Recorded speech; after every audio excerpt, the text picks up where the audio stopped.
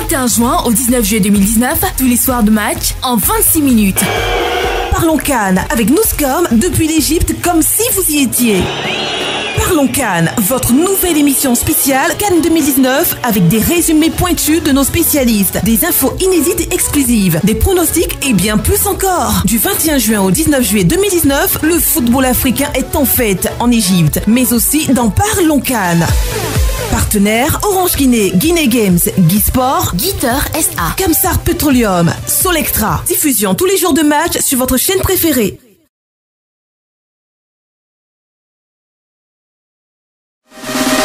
Parlons CAN du 21 juin au 19 juillet 2019. Parlons CAN avec Newscom depuis l'Égypte comme si vous y étiez. Parlons CAN.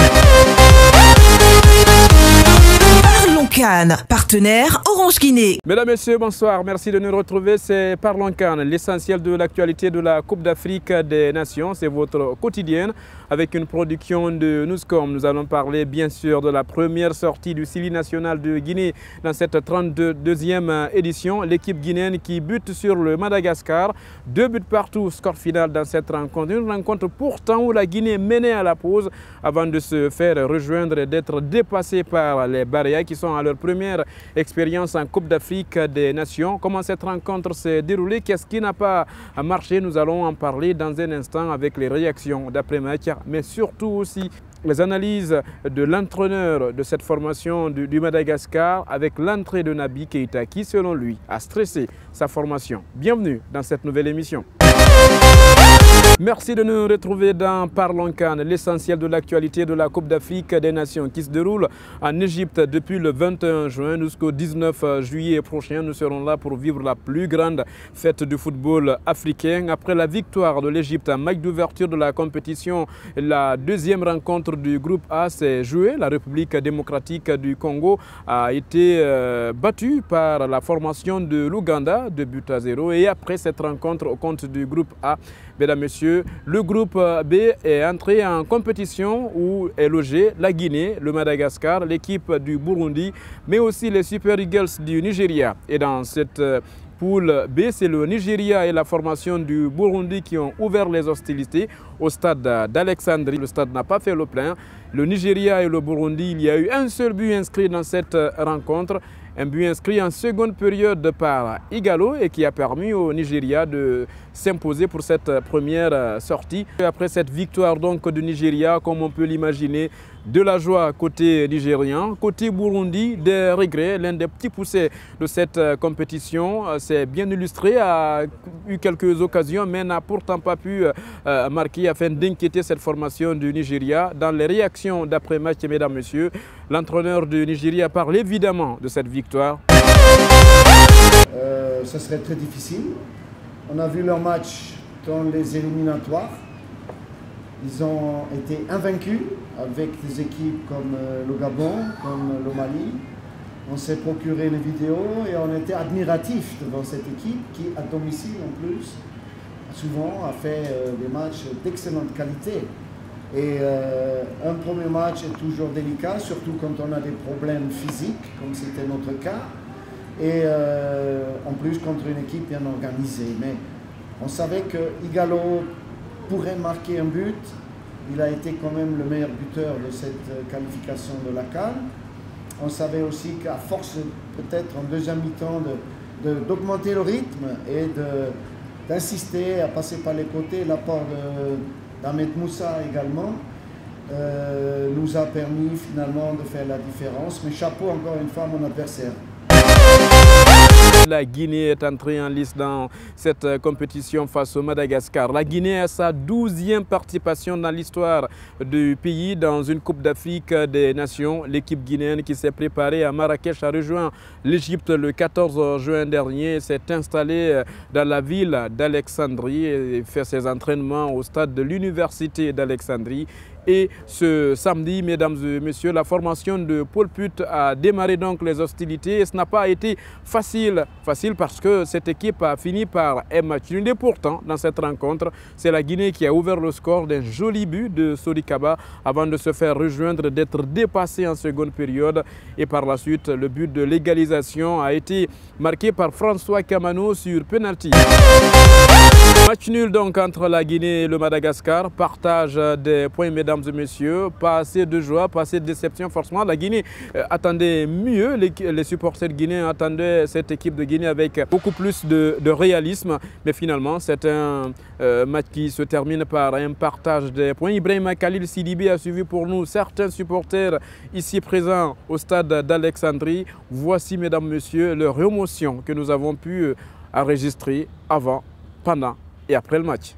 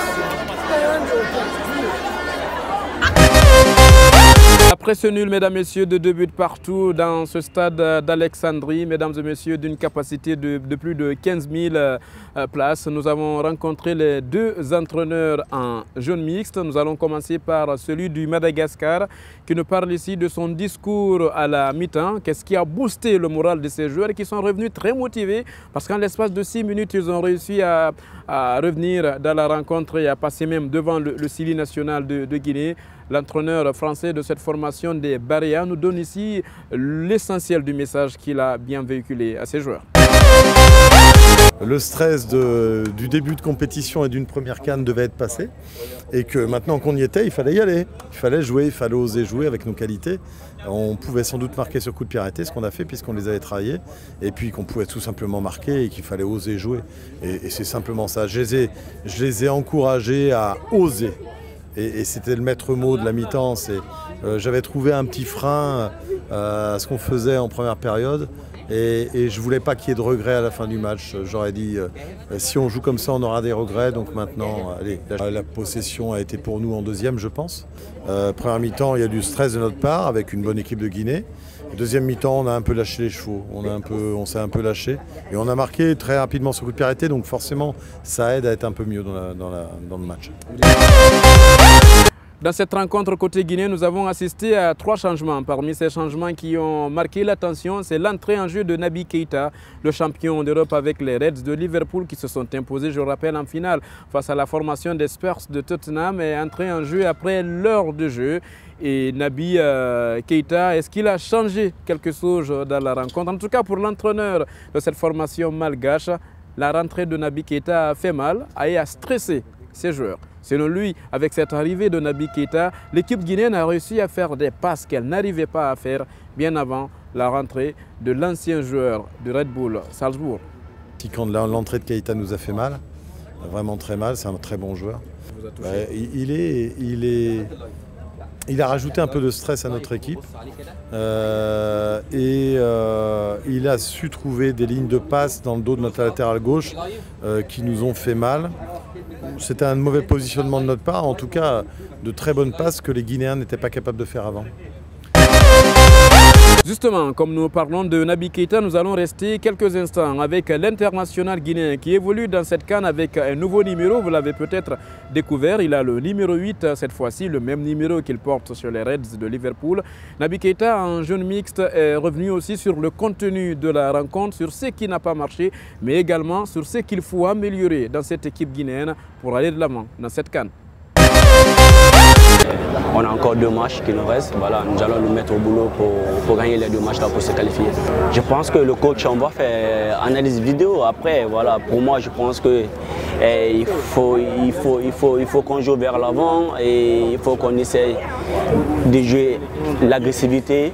Surtout quand on marque, de ne pas accepter pour que l'équipe adverse égalise, voilà, et de garder le score. Parce que ce tournoi comme ça, il ne faut pas donner l'occasion. Quand tu marques, il ne faut pas donner l'occasion de perdre les matchs comme ça. Après Naby Keita, nous restons toujours dans les réactions d'après-match, mesdames et messieurs. Cette fois-ci, c'est le technicien belge qui va nous intéresser.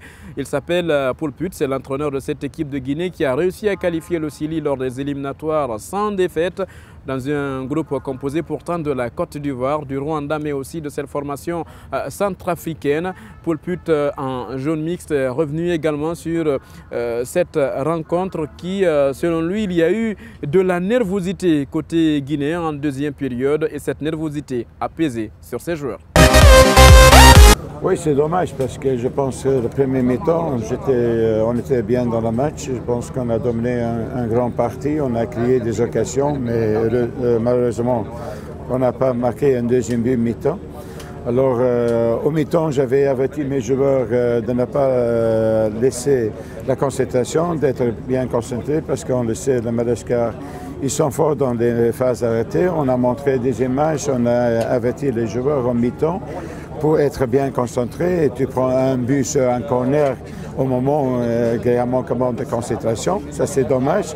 Et après le but qu'on a pris, on a vu une nervosité dans l'équipe. On prend un deuxième but sur un contre-attaque. Je comprends qu'on n'était pas en position, mais on a perdu le ballon, ça c'est dommage. Mais je suis content qu'on a revenu dans le score sur la manière et on a créé beaucoup d'occasions, 1 contre 1 avec les gardiens, mais on doit aussi concrétiser les occasions. La prochaine sortie de la Guinée, mesdames et messieurs, ça sera mercredi à venir contre les Super Eagles du Nigeria. Mais qu'est-ce qu'il faut changer côté guinéen pour aller de l'avant, pour ne pas refaire les mêmes erreurs, pour espérer sortir tête haute de la phase de poule? Voici ce que Paul Put va demander à ses joueurs.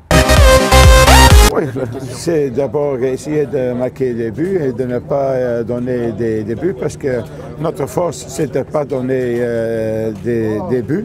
Mais maintenant, à chaque match, on encaisse avec des fautes individuelles et maintenant en concentration.